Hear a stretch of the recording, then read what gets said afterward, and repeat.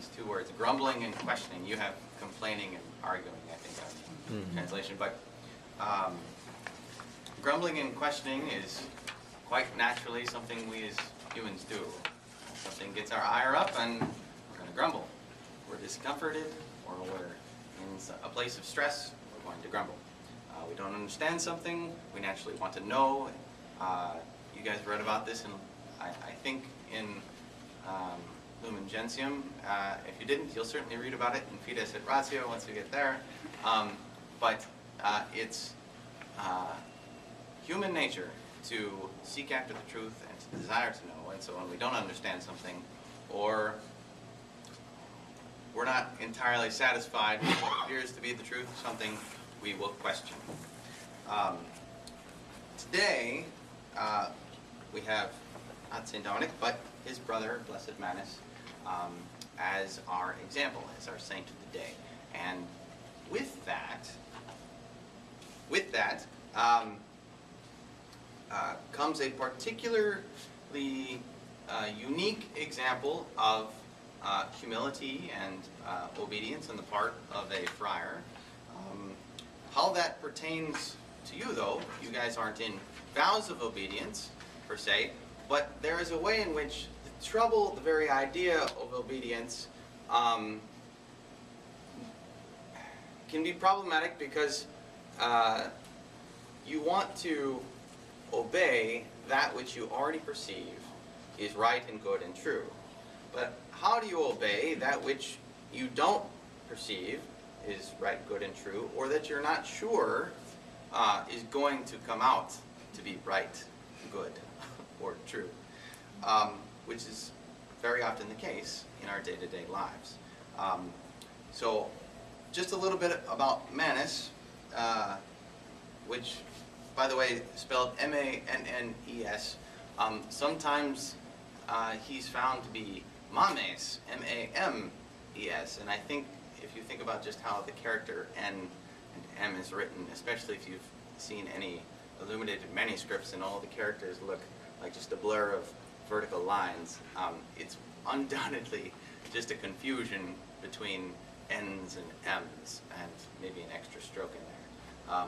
But either way, Manus, we'll go with Manus for today, was Dominic's older brother by nearly 15 years. When Dominic was born, Manus was already in the studies for the priesthood. So he was well on his way. And along comes this younger brother, this little upstart, and not that Manus would necessarily disagree with us, I'm sure he wouldn't, being the humble character he is, but here comes his younger brother, a saint. I mean, not that they called him a saint at the time, maybe they did towards Dominic's death, but certainly the little baby in the crib, he wouldn't have said, oh, there's a saint crying away. But to recognize in his younger brother someone who, by many respects, was more charismatic, more visionary, perhaps even more saintly. Not that Manus himself, being a blessed now, wasn't, but to be able to say, I'm going to follow my younger brother, who's got this idea about this strange band of preachers that he's going to start. Oh, by the way, not only am I going to support him and say, good job, kid brother, but I'm actually going to join that group and submit myself to the leadership of my younger brother. Even though I have 15 years experience on him, more studies in the priesthood in terms of time, and oh, by the way, I raised this kid and changed his, well, you know, swaddling clothes. When the order was approved, Manus, as opposed to, along with the other 15 friars that were joined into that first band, rather than saying, we're a collegial group, Dominic was the leader, and his older brother, you may have seen how profession works for the friars. We place our hands in the hands of the one to whom we make our vows to, as a sign of submission and part of that vow of obedience to the person to whom we're making profession. Which means Manus would have done that to his brother, his younger brother. even though he's staring in the face of one who he's senior to, he says, I'll follow you, not the other way around. Now this whole idea of the friars preachers was a band of itinerant preachers going around to preach to the various heretical groups in the south of France. But what did Manus do? He went to do exactly what all the friars grumbled about at first. No offense, sister. But he went to be a chaplain. And the friars did, for the first several years, argue about whether or not it was particular to the charism of the friars to be chaplains to the convents of sisters. Eventually that got hashed out, and the Dominicans said, yes, it is right, we should be supporting our sisters who are supporting us in prayer and their ministries. So Dominic sent his brother, first assignment, to go be chaplain to the sisters in Pruy, and he founded, that is to say Manus, was one of the founding members of the very first priory, Saint Jacques, in France. After spending time there, when they founded the first convent of sisters in Madrid, in Spain, Dominic sent Manus to go be chaplain there, where he spent the better part of 10 to 12 years as chaplain.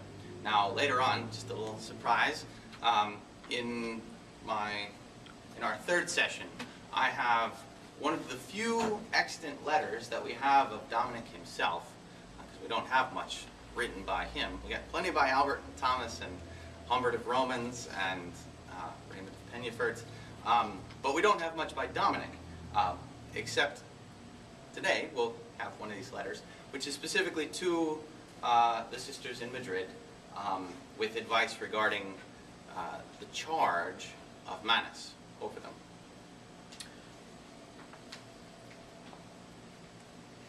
Manus outlived his brother Dominic, so even after his saintly brother died, he was still, shall we say, in a position of awe and support, and himself went to rally the locals at Caleruega, which, as you may recall, is where Dominic is from, in order to build a chapel dedicated to his younger brother. Now that's fraternal love for 5 episodes. So the question is, in terms of finding the right, the true, and the good in the world, Manus had to follow his younger brother, someone effectively less experienced, less mature perhaps, and yet, and he had to take on 2 assignments which for many of the friars did not seem particular to the very mission that they were about. They were supposed to go out and preach, not stay and, chaplain, whatever that verb might be. So the question for you to think about, we have plenty of examples just in our daily work. Here at the parish, I think Jim is either contemporary in age or younger in age to many of you. Not that, sorry, didn't mean to jab that one. But leadership is not solely based on, these days, isn't solely based on experience or age or, in many ways, qualification. We often find ourselves participating in projects where the person in charge seems to know less than we do, if not nothing at all. I mean, we look at our government, we're in an election year, there's all kinds of concerns, managing bureaucracies, not just one person, but multiple people in charge of us who we've submitted ourselves to. I mean, we are all citizens of these United States. But that's just one example. There's plenty of scenarios, small and great, that we can think of where the outcome is not up to us, and oftentimes the outcome seems more of a source of stress than a source of jubilation. And if we had our druthers, we often say, it would be otherwise. We would have this outcome, or we would be in charge, or someone else would be in charge whom we picked. Manas submits himself to the workings of God in his younger brother, a less experienced, a less mature, and perhaps given his ruddy complexion, as they say, perhaps even a hothead, for all we know, as many saints often were. So, do we limit where and when God's providence comes through? Because God can't be participating and driving the gears of our world only in certain parts and not in others, else he wouldn't be God. And if he's not anywhere, well, he would not be anywhere. We're all sitting here. We're, in memory of fine saints and trust in divine providence. So, one thing to think about, in addition to all the questions that you're about to look at when we finish morning prayer, is in what way we look for divine providence, not only the good things that come and the workings of people that we agree with and whose ideologies we agree with, but also precisely the working of God, actively and passively, both, in the people that we scratch our heads and go, how in the world did they get in that position? So, with that, we'll move to the reflection questions after morning prayer is done.